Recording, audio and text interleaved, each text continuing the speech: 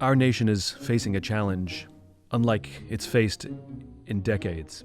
There's anger, there's frustration, there's fear, there's exhaustion. And the question is how do we get through this? Most people want to talk to Curtis Martin because of his football career. But I wanted to talk to Curtis because of the way he sees the world, the way he understands people, the way he goes through life. The insights he has, the lessons he's learned, I think will help us navigate as we go through this together, because we have to get through this together. This is A Bit of Optimism.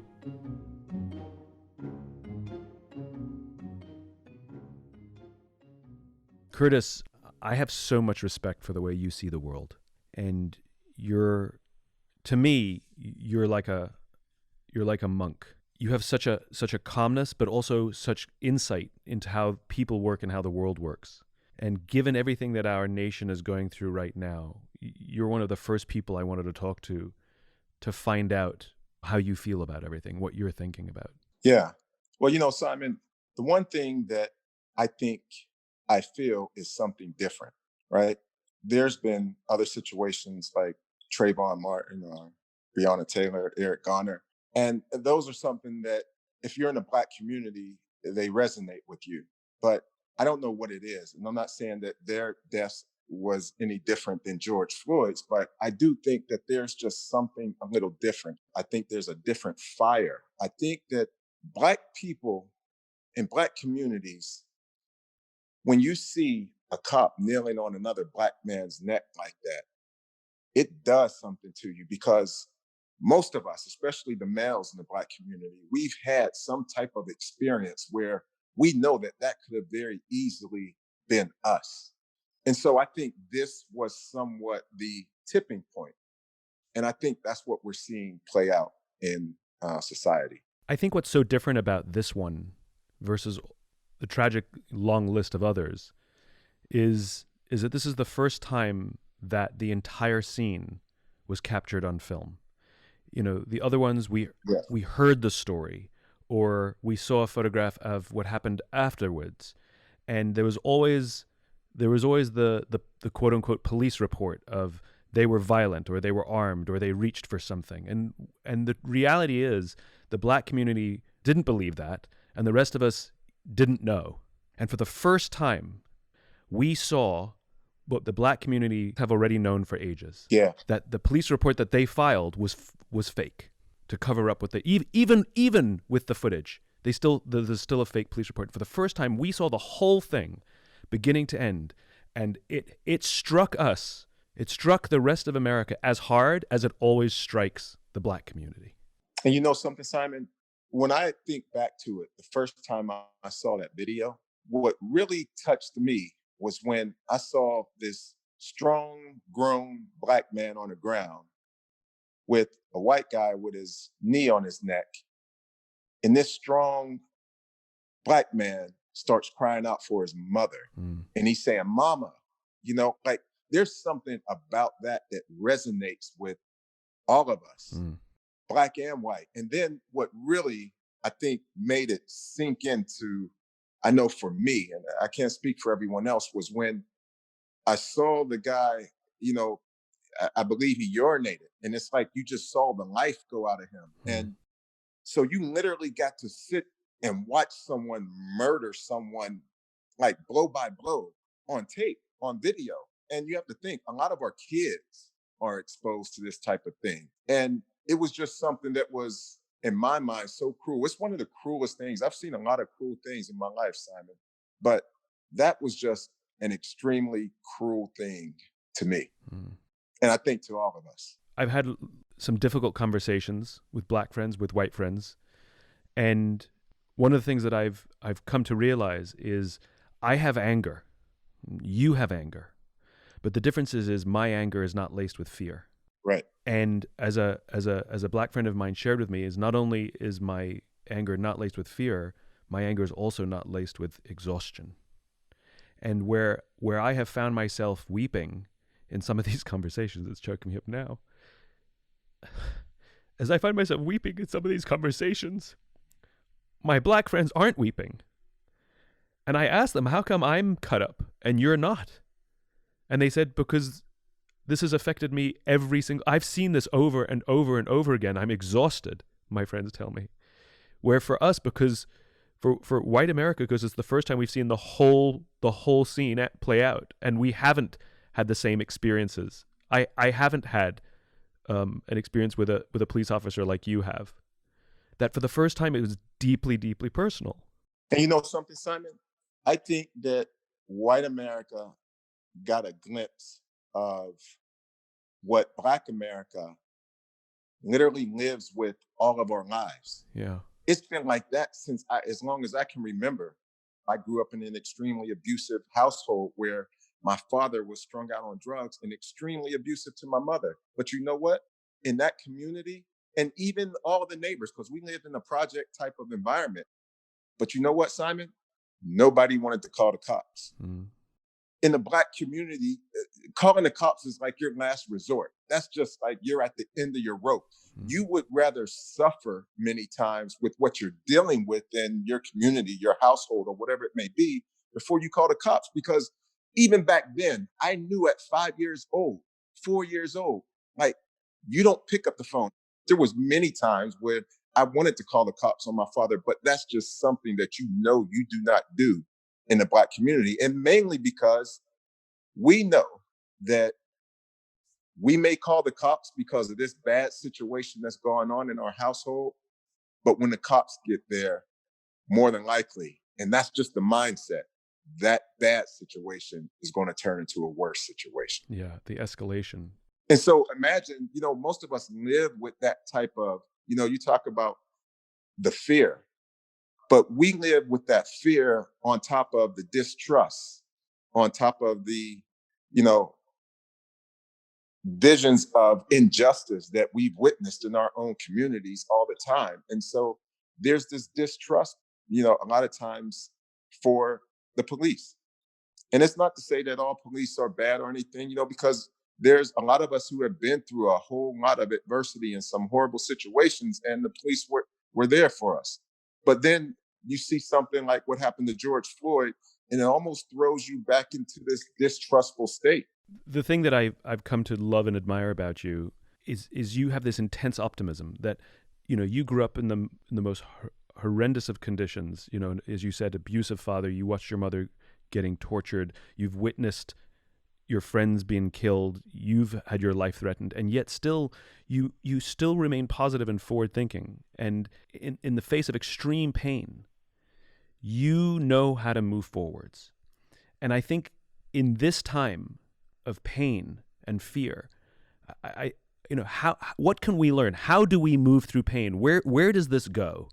Well, Simon, I think what would help so many people, I think what would help America with the pain is if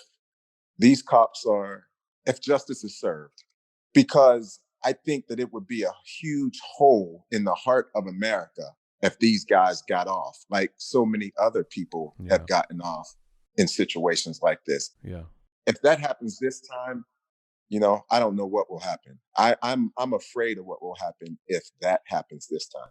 The thing that I'm also starting to understand is, it's not enough to put Band-Aids on these situations anymore, which is there has to be systemic change so that we prevent this from happening.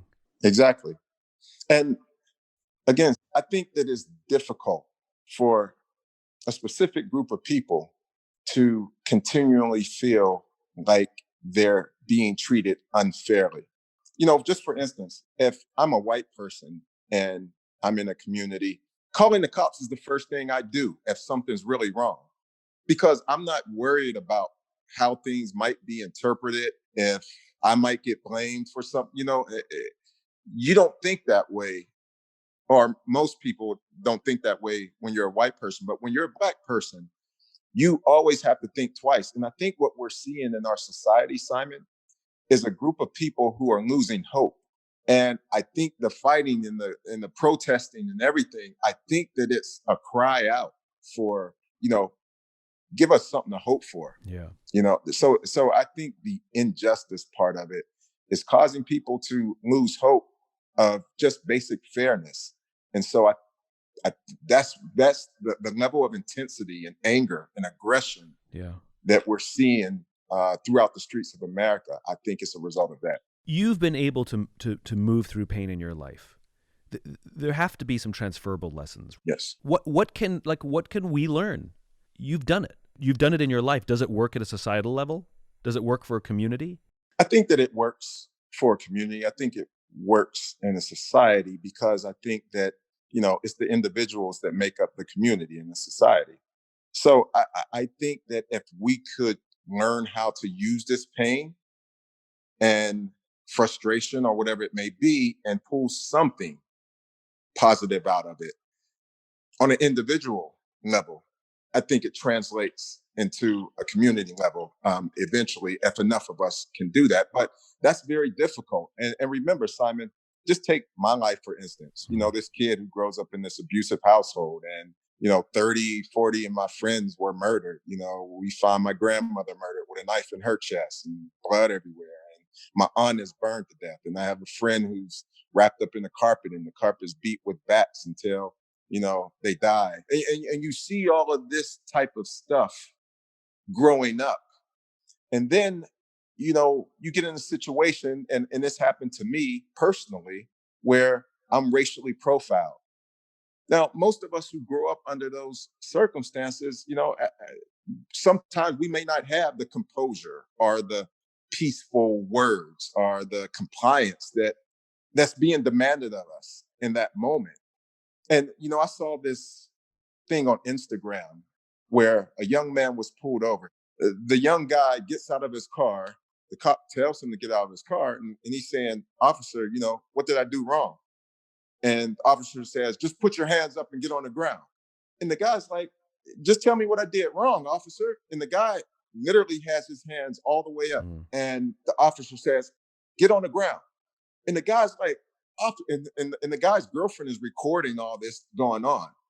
And the guy's just like, "Officer, I just want to know why I am being pulled over. Like, why are you telling me to get on the ground? I didn't do anything. I'm keeping my hands up. Isn't that enough?" And the officer keeps demanding for him to get on the ground. And the guy just said, "No, I'm not getting on the ground. But my hands are up. I don't have anything on me or anything." And the officer tries to come over there and like snatch him up. And in that moment when you have a guy who may have grown up the way I grew up, again, in that moment when it's such an unjust situation, it's hard to keep your composure when you feel like you're being treated unfair. And so what that guy did when the cop tried to grab him, he didn't touch the cop or anything. He just like shrugged the cop off of him with his shoulders and stuff. And then the cop, pulls back from him and pulls out I'm not sure if it was his taser or his gun. You can't really tell from the video. And the guy asked, "Could you just please call your senior, officer or whatever to come to the scene?" And the guy and his girlfriend are demanding that this guy's senior officer comes to the scene. The senior officer comes to the scene, Simon, and the guy feels a little relieved. So he turns around with his hands up to go and talk to the senior police officer. This guy doesn't ask any questions or anything. Walks straight towards the guy, grabs him by the neck, and rams him into the car. Whoa. And then the guy's like caught off guard, and he's just trying to he doesn't know what's going on. And in that situation, you don't know if someone's trying to kill you or what, because he didn't even ask a question. And so they grab him, they both get on top of him, and they start pummeling this guy and take him to the ground, and they're punching on him and everything. Jesus. And again, Simon, the frustration, you know how it is when you haven't done anything wrong and someone's treating you unfair, and then you're expected to comply with every little thing that someone who's treating you unfair tells you to do. I think the way that guy reacted is the pervasive mentality in the Black community right now. People are just tired. And like you said, when we started this conversation, exhausted. My question is, so where's the leadership?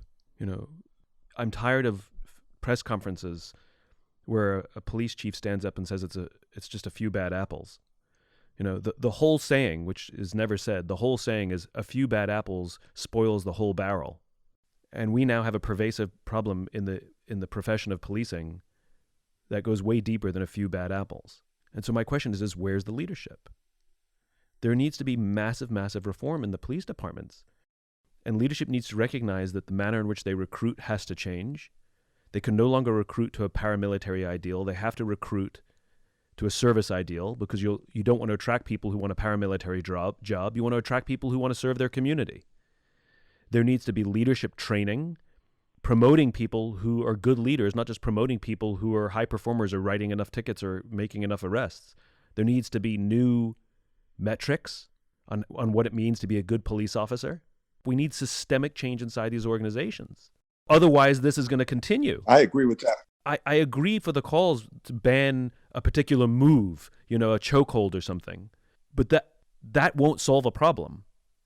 Why is it that, I'm originally from England a long time ago, and the cops for the most part don't carry guns in the UK.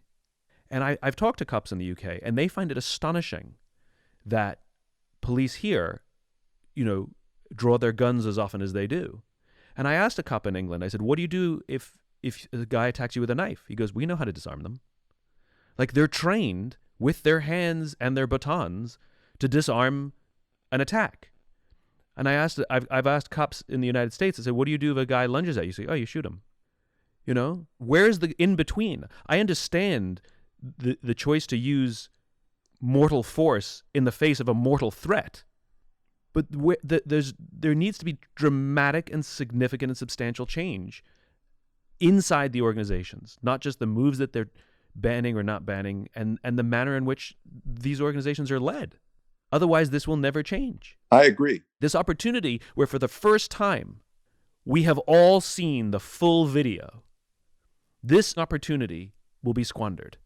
This amazing rise of understanding, of the desire to listen, that people understand the difference between being non-racist and being anti-racist, that one requires action, the other one is passive. This mirror that's been held up, that there is accountability as a nation, as a policing profession, as a white race. We have to take advantage of this astonishing opportunity of all of these things coming together. Well, Simon, and you and I have spoken before about my perspective on problems, right? Mm-hmm. I believe that on the other side of every problem is an opportunity. I actually believe that we have to be very careful about the way we view our problems, because hidden behind our problems and some of our biggest problems are usually some of our biggest opportunities and some of our greatest blessings. And this is a huge problem in our society today. I think there's a tremendous opportunity for change. I think there's a tremendous opportunity for leadership. And the reason why I think that this is different, Simon, is because I think not only Black people, but white people and all people are demanding change. Mm. And I don't think that things will return to normal. It may take a while for that change to be realized over a period of time, but I do believe that there will be policies and different things that are done from a legal level that will hopefully prevent some of these things from happening in the future. And the Black community is definitely going to demand it. And we've demanded it before, but like I said, I think the world is different. I believe hidden behind some of our biggest problems are some of our biggest blessings and some of our greatest opportunities. A lot of times we fear the pain that problem is going to bring into our lives. So we may sweep a problem under the rug or try to avoid a problem. But I believe that in avoiding that problem and avoiding challenging yourself within that problem, you're also avoiding the blessing or the opportunity or the reward that was on the other side of that problem. So I believe that problems happen, and not referring to necessarily, what the world is dealing with now, just on an individual level. I believe that problems happen for 5 reasons in our lives. And those reasons are, to correct you, inspect you, direct you, protect you, and perfect you. I believe that every problem that we go through on an individual basis will fall under one of those categories. That problem will either direct you, inspect you, correct you, protect you, or perfect you. And a lot of times we never really get to see why these things are happening in our lives. But life doesn't work by just going so good and being so peaceful all the time. Sometimes you need that challenge in order to make a change in your life or to do whatever it is that you could possibly do in the world. One of the biggest problems for me as a 20-year-old, other than overcoming the environment that I grew up in, was when I was leaving college and trying to decide whether or not to go into the NFL, right? Now, the coach posed an extreme problem for me. He said he didn't want me to leave college early. So he somewhat threatened me and told me that it was a bonehead decision and told me that he was going to go tell all the media about the bonehead decision that I was about to make. And, basically just wanted to totally discourage me. And in hindsight, I want to try to give it the benefit of the doubt and say that he just wanted to keep one of the best players on the team in college for another year. And somewhat rightfully so, because I had been injured almost every single year during my college career. So the likelihood of me surviving the NFL just wasn't likely. But I remember going to my coach and saying, Coach, listen, I've been struggling with this, idea of either going into the pros or coming back to college for another year. And literally, I posed it just like that, Simon. And the coach went off on me. He said, why would you even be thinking about something like that? You can't even play a full season in college. What makes you think you can survive in the NFL? That is one of the dumbest decisions that I've ever even heard. If this is what you're thinking, he said, listen, I'm about to go over to the press conference and I'm gonna tell the entire Pittsburgh media about the bonehead decision that Curtis Martin is about to make. And you know something, Simon? As I left his office, I remember before I walked out the door, I looked at him and I said, you know what, coach? Thank you. Because the one thing that I know is that I won't be coming back here next year. I thought I was, but you helped me make my decision. And that's what I came for. It didn't come in the package that I wanted it to, coach. But thank you, because one thing I know is that I'm either going into the NFL or I'm going home. I am not coming back to college. Now, look, at the end of the day, Simon, that turned out to be the best decision for me. That first year I went into the NFL, I had an incredible year. I went to the Pro Bowl and got Rookie of the Year, and everyone told me I wouldn't even play in the NFL. And thereafter, I've had a successful career and finished in the Hall of Fame. But at the end of the day, if I was afraid to deal with that fear, to not step up, to just kind of sweep it under the rug and accept that, I don't even think we'd be on this phone having a conversation, Simon. Because when he presented that problem to me, when I felt the disdain that he had towards me in that moment, I wasn't always kind of refined the way I am. I was this young kind of guy who just came out of the streets of Pittsburgh. And so back then I just said, all right, well, now it's me against you. And it wasn't about proving him wrong as much as it was proving myself right. But that problem directed me, because it definitely changed my direction from thinking I was going to come back to college to going into the NFL. It inspected me because it made me really dig deep and look at who I was and what I believed in and what I wanted to do. And then it corrected me, because a lot of the things that he said about me as a coach was actually true, because I didn't take football serious. I didn't work really hard. So I started working harder than I've ever worked before in my life. And it protected me, because I don't think that I would be in the situation I am now had I gone back to college for another year. And ultimately, I believe all those things work together to perfect us little by little. And so that's my perspective on problems. Can you tell me the story of when you got injured, when you hurt your shoulder in a game? Oh yeah. So I think we were playing the New York Giants, and it was probably the fourth game of the season. I get the ball, I have about a 10, 12-yard run, and I get hit and my whole shoulder pops out of socket. I'm talking about, it's totally, I can't even move my shoulder.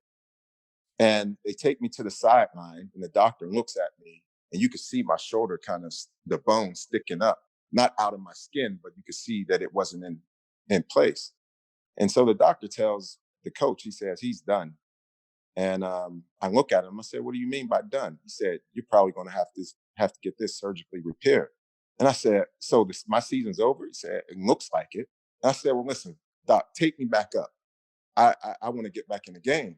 And he says, Kurt, you can't tape a shoulder up for you to go back, and your shoulder is out of socket.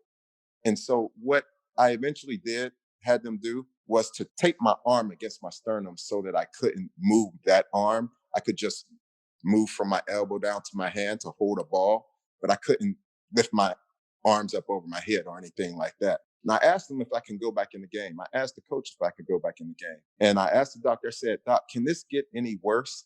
He said, No, Curtis, I mean, it is what it is. So I go back in the game. I get the ball, Simon. And when I knew I was about to get tackled, instead of shriveling up and protecting that shoulder, and I rammed that shoulder into the defender's helmet as hard as I could. Oh, And Simon, I'm telling you, the pain that I felt shoot through my body was just like shocking. And I remember lying on the ground and I kept telling myself, get up. And I got up. And even though it was so painful, I made my way back to the huddle. And in my mind, Simon, I defeated that pain because I told myself, if I could just make it back to the huddle, I'm okay. And then I took another play and I made it back to the huddle, and so on and so on. And before long, before that game was over, I had already made up in my mind that I could play the entire season with that shoulder and that condition. And I ended up having one of my best seasons that year. the thing that I love about that story is that when we perceive a problem, that it's overwhelming. Like, you couldn't imagine finishing the game with that shoulder. But what you could do was you could get back to the huddle. And I just love that when we're overwhelmed by a problem, that we need two things. One, to keep our eyes on the prize, to understand the vision of where we're trying to get to, and then take the smallest step to get there. Can I get back to huddle? Can I get back to the huddle? Can I get back to the huddle? And it turns out you can finish a whole game if you keep getting back to the huddle. And then all of a sudden, finishing a game isn't so overwhelming anymore with a busted shoulder. Yeah. I just love that. Yeah. People always ask me, do I miss the game? And my first response is always no. But what I do miss are the lessons that I learned through football.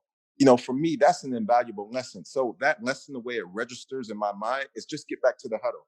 No matter what I'm going through, if it's in my marriage and my wife and I, have an argument or something, get back to the huddle. Like, this is not the end of the world. You can deal with this pain, deal with it. Don't avoid it, but deal with it. And so I've applied principles like that to my entire life, whether that's in business, whether that's spiritually or emotionally. And usually getting rid of the pain means exempting ourselves or removing ourselves from the situation that's painful. But what if we would take the other approach and dive in even deeper and go through that pain and come out on the other side? Like, that's what I've learned to do in life. And it's been one of the greatest lessons that I've learned in my life. I remember reading this Bible verse one day, and it talked about Jesus. And it said, because of the glory that was set before him, Christ endured the cross. And what it's saying is that Jesus had his eyes set on the way him dying on that cross was going to help so many people and inspire so many people. And I'm not pushing beliefs on anyone, but I'm just talking about the Bible. It says, because of that vision of what was on the other side of that cross, that's what helped Jesus endure the cross. See, I believe that we all have our own personal cross in life. And a lot of times, instead of enduring that cross, we try to avoid it. And in avoiding that, like I say, we also avoid that blessing, those people whose lives we could have touched. Because a lot of times, Simon, life isn't just about you. A lot of the pain that you're going through isn't just for you. The pain that Martin Luther King went through wasn't just for him. It's benefiting us today. The pain that I'm going through right now is going to benefit my daughters and my household and my grandchildren one day. So the pain that we go through isn't just for us. And if we can keep our eyes somewhat focused on the greater good that will come out of the pain, I think it gives us the motivation to endure it. This is an important point. When you talk about the glory, you're talking about positive things. And when you invoke Martin Luther King, what was such a turning point in America is when he talked about an affirmative vision of the future, a vision that we wanted to live in. And it was not about living without, it was about living with. It was not about ending something, but starting something. I have a dream that one day little black children will play on the playground with little white children, which we could see that, and we wanted that vision. We still want that vision. And when we talk about ending police brutality, for example, that is one of the complicated steps along the way. But it's the glory is affirmative, not negative. It's not about ending something or stopping something. It's about getting to something that's beautiful. And that's what you're talking about, right? Exactly. That's what kept you going in that game. It's what keeps you going in your life. It's what helps you endure pain and suffering, which is you take these steps to go towards something glorious, not to end something painful. Yeah, the one thing I think that we all just have to accept is that pain is a part of life. And I always say that pain is just a part of the process for you to get to where you're going. And what I've often found is that pain is literally an opportunity to upgrade. And if we can just deal with the pain. In my gym, I have this sign up that says all pain is temporary. Pain doesn't last forever, but a lot of times when we're in the midst of pain, it can feel like it lasts forever. And that's what discourages us. But I I hope that what I'm able to pass down to my kids and to my sphere, and the people around me, is how to challenge the pain that we face. Every time I talk to you, you give me a new perspective on how to view my life and how to understand how we get through things. Yeah, yeah. Well, like I say, the feeling's mutual, man. And your book on and your teaching on finding your why has been so instrumental in my life because I've never been able to articulate it that way. But when I talk about that vision that's on the other side of the cross, that's your why. Mm.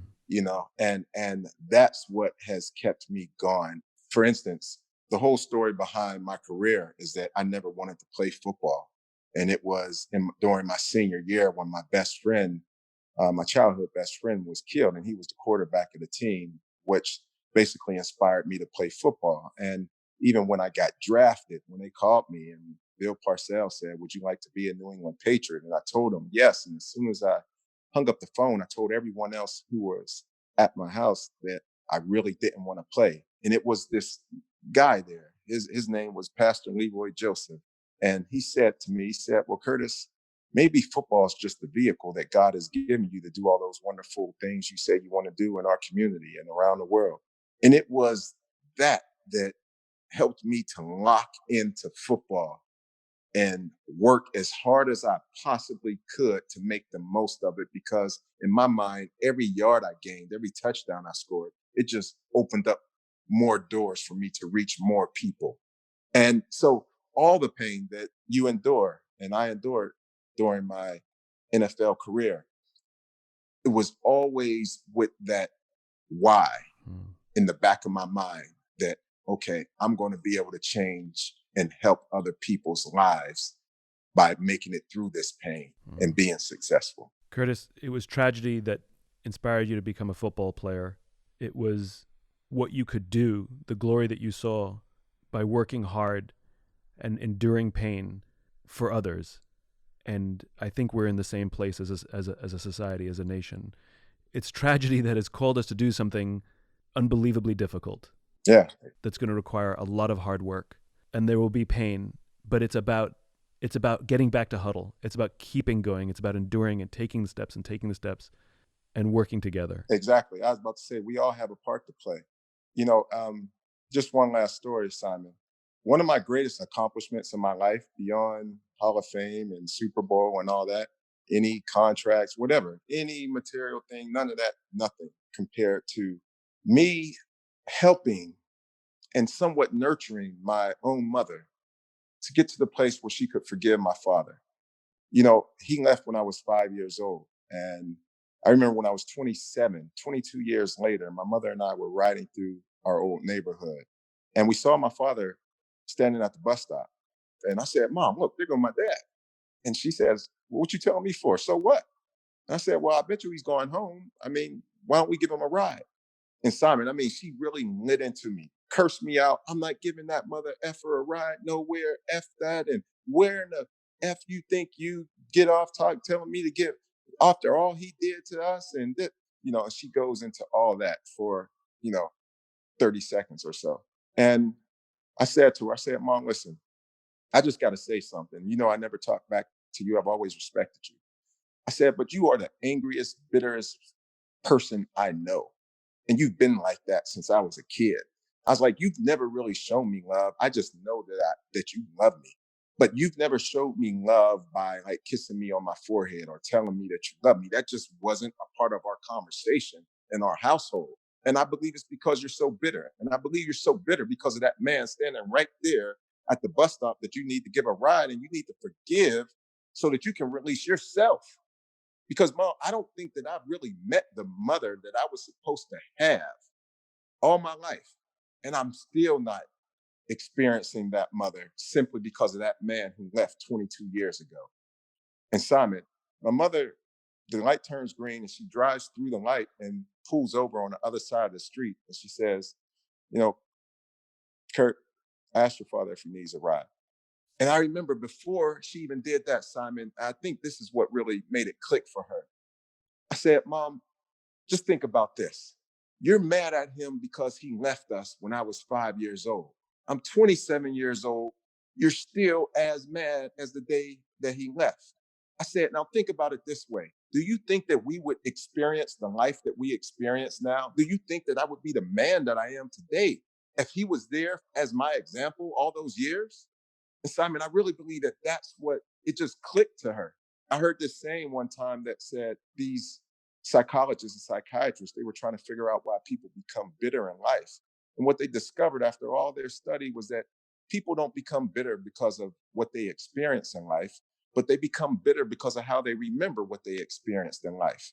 And so I realized that my mother, the only memory she had of that was how my father left us in the condition that he left us in. She never even thought about, wow, what if he was there? He would have been my son's example all these years, and my son probably wouldn't have turned out the way he did. So she gives him a ride. They have a conversation. I let him sit in the front seat. I get in the back seat. We get to his house, and he walks up the steps and shuts his door and goes in. And my mother turns around to me and just starts bawling her eyes out. And I never seen my mother really cry that hard. And she said, Kurt, I feel like I just dropped off a whole load of bricks. Thank you so much for pushing me to give your father a ride. Hmm. And Simon, from that moment on, my father and my mother began to develop a relationship to where when he was on his deathbed and came down with stage 4 cancer, she was cooking him food. She was taking him to his doctor's appointments. She was picking up his medicine. And they had a beautiful relationship before he passed. And coming out of his funeral, she held my hand and just told me, she said, Kurt, I don't know what I would have done if your father had died and never knew that I forgave him. And she thanked me. Mm. Curtis, thank you so much. I say again, you are like a monk to me, you know? You're a spiritual advisor to me. And your perspective, your stories, I'm just grateful. I appreciate your time. I appreciate everything you do. Glad you're in my life. Really am. Well, likewise, man. And thanks for having me today. I enjoyed it. Appreciate it. Thank you. I encourage everyone who listened to please call your friends and have some of those uncomfortable conversations. And have some comforting ones too. We all need to figure out how we can help each other work through fear and pain. Now more than ever, take care of yourself. Take care of each other.